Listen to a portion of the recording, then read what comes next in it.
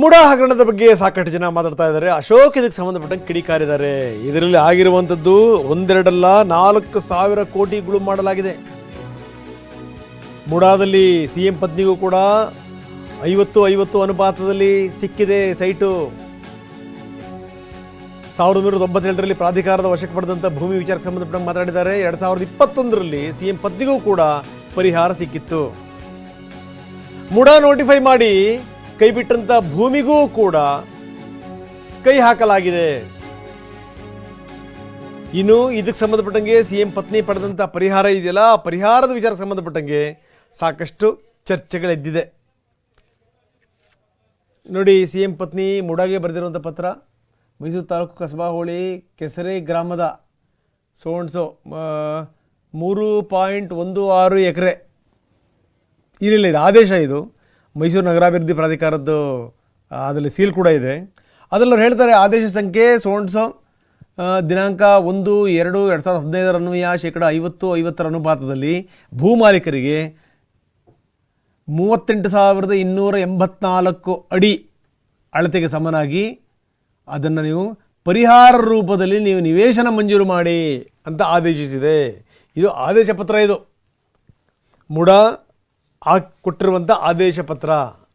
ನೋಡಿ, ಅದ್ರಲ್ಲಿ ತುಂಬ ಸ್ಪಷ್ಟವಾಗಿ ಹೇಳ್ತಾ ಇದ್ದಾರೆ, 50-50 ಅನುಪಾತದಲ್ಲಿ ಭೂ ಮಾಲೀಕರಿಗೆ ನಾವು ಇಷ್ಟಡಿ 36,384 ಅಡಿ ಅಳತೆಗೆ ಸಮನಾಗಿ ನಾವು ನಿವೇಶನ ಪರಿಹಾರ ರೂಪದಲ್ಲಿ ನಾವು ಮಂಜೂರು ಮಾಡಿದ್ದೀವಿ ಅನ್ನುವಂಥ ಮಾತು.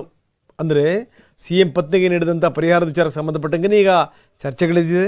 ಇದಕ್ಕೆ ಸಂಬಂಧಪಟ್ಟಂಗೆ ಆರ್ ಅಶೋಕ್ ಟ್ವೀಟ್ ಮಾಡಿದ್ದಾರೆ.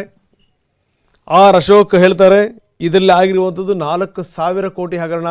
ನೋಡಿ, ವಾಲ್ಮೀಕಿ ಅಭಿವೃದ್ಧಿ ನಿಗಮದ ಬಗ್ಗೆನೂ ಅವರು ಚರ್ಚೆ ಮಾಡ್ತಾರೆ. ಗೋಲ್ಮಾಲ್ ಸಿ ಎಂ ಅಂತ ಕೂಡ ಸಿದ್ದರಾಮಯ್ಯನವ್ರನ್ನ ಕರೆದಿದ್ದಾರೆ. ವಾಲ್ಮೀಕಿ ನಿಗಮದಾಯಿತು. ಈಗ ಅವರ ಧರ್ಮಪತ್ನಿ ಹೆಸರಲ್ಲೂ ಕೂಡ ನಿಯಮಬಾಹಿರವಾಗಿ ನಿವೇಶನ ವರ್ಗಾವಣೆಯಾಗಿದೆ. ವಾಲ್ಮೀಕಿ ಅಭಿವೃದ್ಧಿ ನಿಗಮದ 187 ಕೋಟಿ ರೂಪಾಯಿ ದಲಿತರ ಹಣವನ್ನ ಗುಳುಂ ಮಾಡಿರುವ ಸಿದ್ಧಹಸ್ತರು ಈಗ ಮೈಸೂರಿನ ಮುಡಾದಲ್ಲಿ 4,000 ಕೋಟಿ ರೂಪಾಯಿ ಗುಳುಂ ಮಾಡುವ ಮೂಲಕ ಮತ್ತೊಮ್ಮೆ ತಮ್ಮ ಕೈಚಳಕ ಪ್ರದರ್ಶನ ಮಾಡಿದ್ದಾರೆ. ಗೋಲ್ಮಾಲ್ ಸಿಎಂ ಸಿದ್ದರಾಮಯ್ಯನವರೇ, ಈ ಪ್ರಶ್ನೆಗಳಿಗೆ ನಿಮ್ಮ ಬಳಿ ಉತ್ತರವಿದೆಯೇ? ಗೋಲ್ಮಾಲ್ ಸಿಎಂ ಸಿದ್ದರಾಮಯ್ಯನವರೇ, ತಮ್ಮ ಧರ್ಮಪತ್ನಿಯವರ ಹೆಸರಿನಲ್ಲೂ ನಿಯಮ ಬಾಹಿರವಾಗಿ ನಿವೇಶನ ವರ್ಗಾವಣೆ ಆಗಿರುವ ಸುದ್ದಿ ಹೊರಬಂದಿದೆಯಲ್ಲ, ಇದನ್ನ ಹೇಗೆ ಸಮರ್ಥನೆ ಮಾಡಿಕೊಳ್ಳುತ್ತೀರಿ? ಆರೋಪ ಕೇಳಿಬಂದಿರುವ ಮುಡಾ ಅಧಿಕಾರಿಗಳನ್ನ ಅಮಾನತು ಮಾಡದೆ ಕೇವಲ ವರ್ಗಾವಣೆ ಮಾಡಿ ಕೈ ತೊಳೆದುಕೊಂಡಿದ್ದೀರಲ್ಲ, ಯಾರನ್ನ ರಕ್ಷಣೆ ಮಾಡಲು ಹೊರಟಿದ್ದೀರಿ? 4,000 ಕೋಟಿ ರೂಪಾಯಿಯ ಈ ಬ್ರಹ್ಮಾಂಡ ಭ್ರಷ್ಟಾಚಾರ ಪ್ರಕರಣವನ್ನ ಅಸಲಿಗೆ ಸಿಬಿಐಗೆ ವಹಿಸಬೇಕು ಅಥವಾ ನಿವೃತ್ತ ನ್ಯಾಯಮೂರ್ತಿ ನೇತೃತ್ವದ ತನಿಖಾ ಆಯೋಗಕ್ಕೆ ನೀಡಬೇಕು. ಅದು ಬಿಟ್ಟು ತನಿಖೆಗೆ 2 IAS ಅಧಿಕಾರಿಗಳನ್ನು ನೇಮಿಸಿ ಪ್ರಕರಣವನ್ನ ಮುಚ್ಚಿ ಹಾಕಲು ಹೊರಟಿದ್ದೀರಲ್ಲ, ಈ ಹಗರಣದಲ್ಲಿ ತಮ್ಮ ಪಾಲೆಷ್ಟು?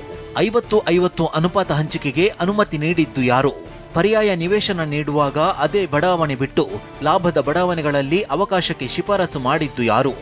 ಸಚಿವ ಸಂಪುಟದ ಅನುಮತಿ ಪಡೆಯದೆ ಮನಸ್ಸಿಗೆ ಬಂದಂತೆ ನಿವೇಶನ ನೀಡಲು ಅನುಮತಿ ನೀಡಿದ್ದು ಯಾರು?